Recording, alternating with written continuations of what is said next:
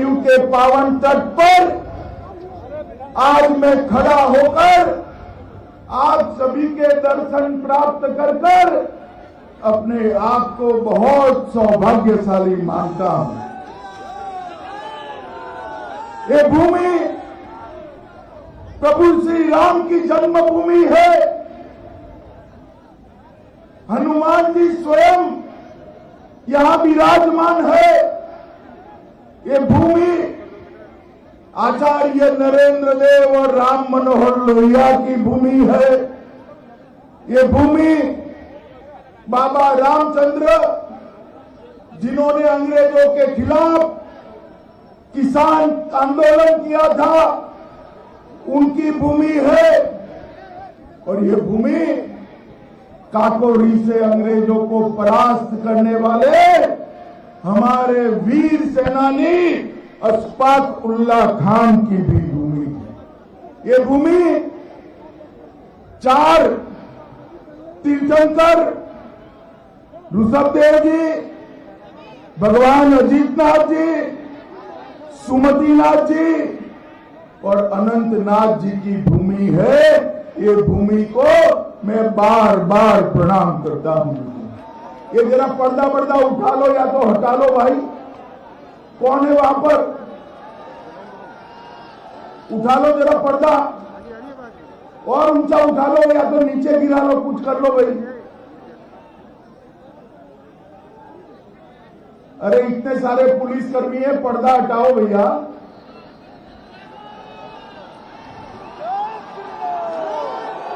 मित्रों, ये भूमि ने सालों तक प्रभु श्री राम लल्ला के जन्म स्थान के लिए संघर्ष किया।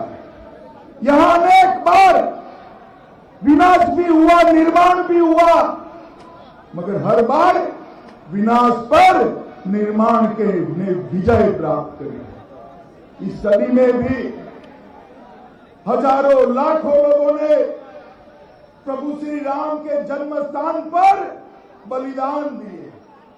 पीढ़ियों तक पगड़ी नहीं पहनी, सालों तक जूते नहीं पहने, कई पीढ़ियों तक मीठा नहीं खाया। कई संतों महंतों ने अपने देह का त्याग किया, मगर प्रभु श्री राम की जन्मभूमि पर मंदिर निर्माण का स्वप्न सच नहीं हुआ। आजादी के 75 साल पहले बाद नरेंद्र मोदी जी देश के प्रधानमंत्री बने। मित्रों, आजादी के वक्त हमारे पहले गृह मंत्री सरदार पटेल ने सोमनाथ के ज्योतिर्लिंग का पुनर्निर्माण किया था। याद रखिएगा, 75 साल पहले। और 75 साल के बाद आज हम सब, देश के सभी लोग और करोड़ों विदेशों में बसते सभी श्रद्धावान लोग सौभाग्यशाली है कि देश के प्रधानमंत्री नरेंद्र मोदी जी ने श्री राम लल्ला के भव्य मंदिर का शिला पूजन करने का काम किया, इसका भूमि पूजन किया। इसको रोकने के लिए ये सपा बसपा कांग्रेस जब भी शासन में रहे ढेर सारे कृत्य किए। आप सभी को याद होगा, भैया याद है या नहीं है? कार सेवकों पर गोली चलाई थी, याद है या नहीं है? राम सेवकों पर डंडे चलाए थे, याद है या नहीं है? राम सेवकों को मारकर मां सरयू में बहा दिया गया था, याद है या नहीं है?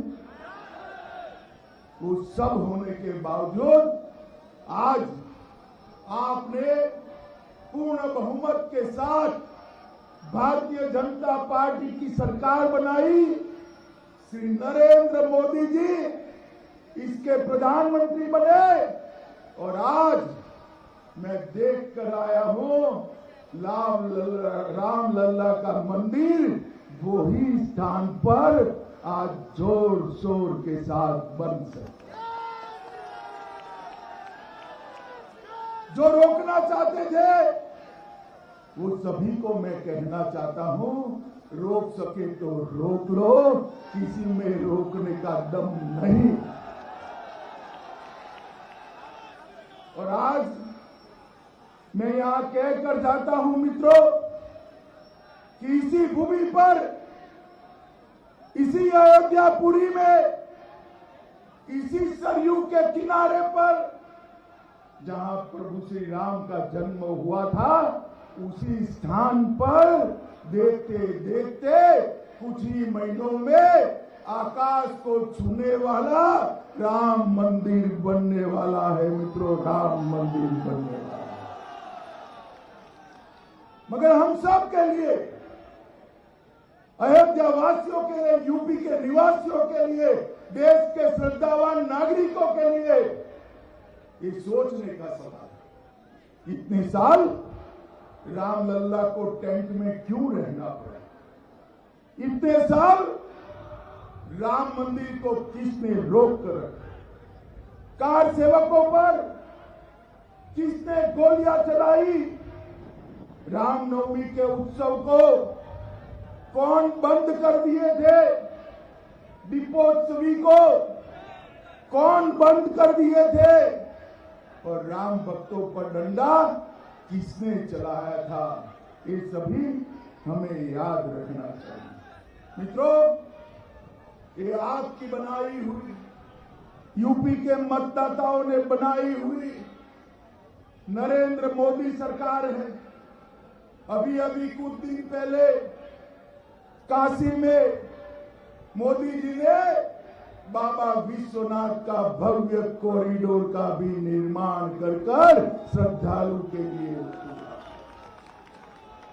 औरंगजेब के जमाने से बाबा विश्वनाथ के जो दर्शन करने जाते थे वो मन मसोकर वापिस आ गए। वहां बाबा का स्थिति देखकर ये होता था, कितना भव्य दरबार था बाबा का, ये क्या हो गया। 600 साल के बाद आज नरेंद्र मोदी जी ने, आप अब मेरा सबसे विनती है कि एक बार बाबा विश्वनाथ के दर्शन कर आइए। आज बाबा का भव्य दरबार फिर से सजा सजा मालूम पड़ता है। मां विंध्यवासिनी का मंदिर भी हमारे योगी आदित्यनाथ जी बहुत अच्छे तरीके से पुनर्निर्मित कर रहे हैं। मित्रों, इस सपा बसपा के शासन में, ये बुआ बबुआ के शासन में हमारे आस्था के प्रतीकों का सम्मान नहीं होता था। आज नरेंद्र मोदी जी और यूपी के मुख्यमंत्री योगी जी हर एक आस्था स्थान को गौरव प्रदान करने का काम कर रहे हैं। मित्रों, ये हम सब के लिए आनंद का विषय है। मित्रों, भारतीय जनता पार्टी की सरकार बनने के बाद देश के प्रधानमंत्री यहीं से सांसद है, यूपी से ही सांसद है। उनके नेतृत्व में योगी जी, यूपी के मुख्यमंत्री के नेतृत्व में एक विकास की यात्रा चली। सपा के शासन में 3 P हुआ करते थे, परिवारवाद, पक्षपात और पलायन। और आज 3 V है, विकास, व्यापार और सांस्कृतिक विरासत। मित्रों, ये 3 V की कहानी, इसका सबसे बड़ा साक्षी है तो हमारा अयोध्या नगर है। भारतीय जनता पार्टी की सरकार ने अयोध्या को अपना प्राचीन गौरव वापस दिलाने का काम किया है। यहां पर प्रभु श्री राम के नाम के साथ जुड़कर श्री राम अंतर्राष्ट्रीय हवाई अड्डा बन रहा है, जो दुनिया के सभी स्थानों से राम भक्तों को अयोध्या लाने का काम करेगा। मित्रों, अयोध्या यहां पर ट्रेन का रेलवे स्टेशन भी ऐसा अद्भुत बन रहा है। देश भर से संत महंत श्रद्धालु आएंगे, अयोध्या की भूमि पर पैर रखते ही उनको मालूम पड़ेगा कि अयोध्यापुरी में आ गए हैं। इसका भव्य रेलवे स्टेशन बन रहा है। राजर्षि दशरथ के नाम के साथ जोड़कर एक मेडिकल कॉलेज भी बन रही है, जिससे मेरे अयोध्या के युवाओं को डॉक्टर बनने के लिए बाहर नहीं जाना पड़ेगा। यहाँ पर एक आयुर्वेदिक कॉलेज भी बन रही है और पूर्वांचल एक्सप्रेसवे ये सभी जिलों को जोड़ने वाला 341 किलोमीटर लंबा एक्सप्रेसवे जो सारे अवध क्षेत्र को जोड़ेगा। लखनऊ, सुल्तानपुर, अयोध्या, अंबेडकर नगर, आजमगढ़, बाराबंकी, अमेठी, मऊ और गाजीपुर। एक पूर्वांचल एक्सप्रेसवे विकास का एक बहुत बड़ा मार्ग बन गया। पवित्र राम की पौड़ी का कायाकल्प चालू है। मैंने टीवी पर दीपोत्सव देखा था मित्रों, टीवी पर देख यहां पूरे यूपी में सबसे बड़ा बस का अड्डा बनने वाला है।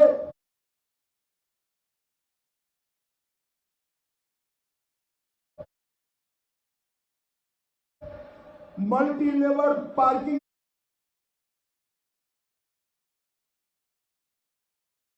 की सुविधाएं बनने वाली है। सारे बिजली के तार आप जो ऊपर लटके हुए देखते हैं,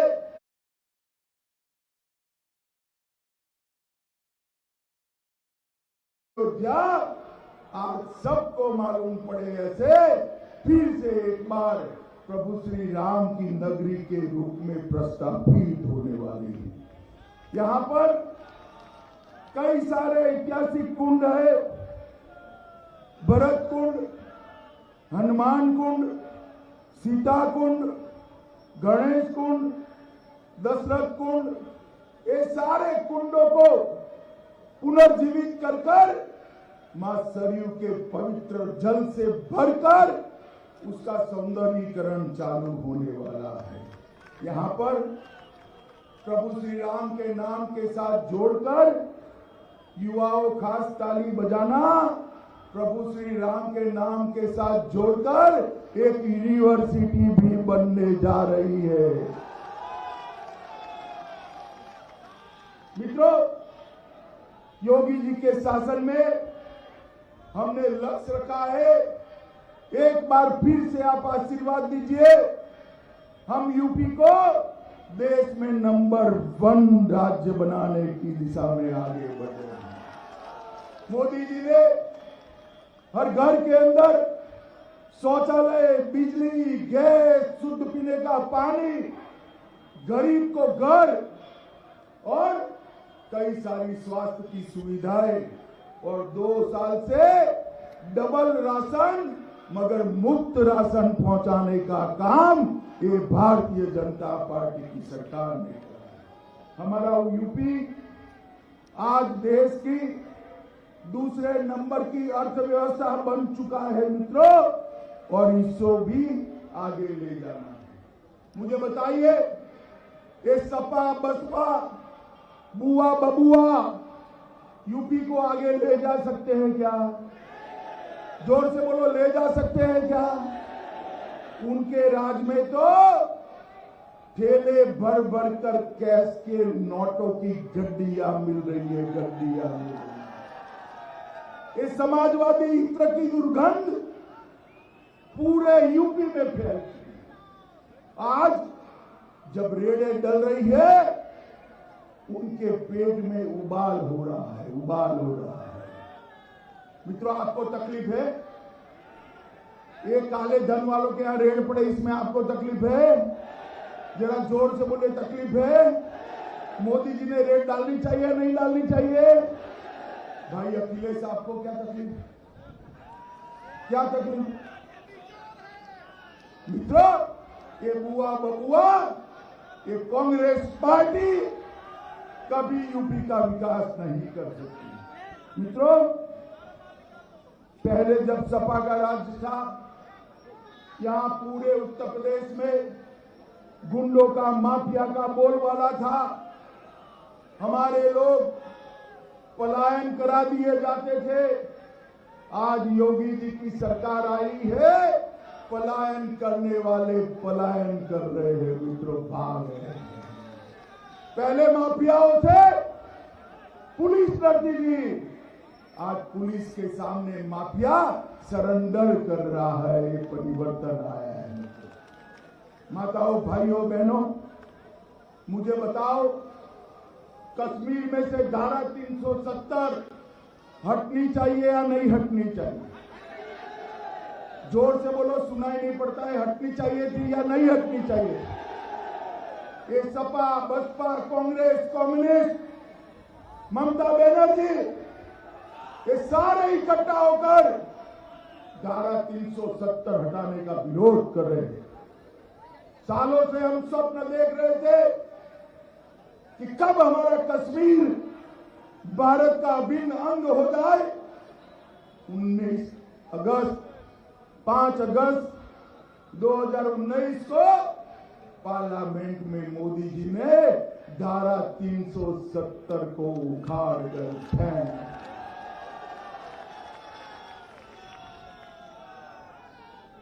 ये अखिलेश अयोध्या में वोट मांगने आए तो पूछना, भाई कार सेवकों का दोष क्या था? आपकी सरकार ने क्यों गोली चलाई? कार सेवकों का दोष क्या था? आपने क्यों संतों पर डंडे बरसाए? ग्राम सेवकों पर क्यों डंडे बरसाए?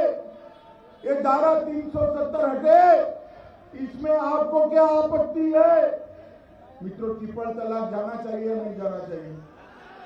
जोर से बोलो, जाना चाहिए नहीं जाना चाहिए? अब मोदी जी ने हटा दिया, ये लोग रोना रो रहे, ट्रिपल तलाक लाओ, ट्रिपल तलाक लाओ, ट्रिपल तलाक लाओ।